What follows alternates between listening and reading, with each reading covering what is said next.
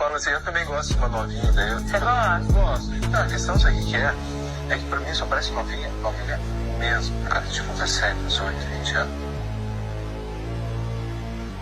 Na festa, a gente brincando, ele vai, começa, sabe, gestos.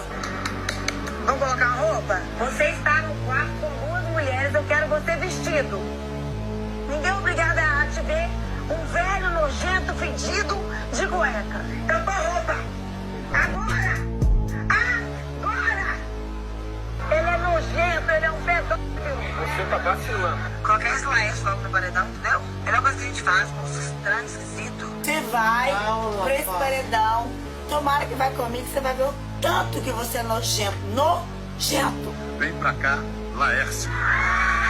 Agora eu quero! Laércio foi condenado a 12 anos de prisão por estupro de vulnerável.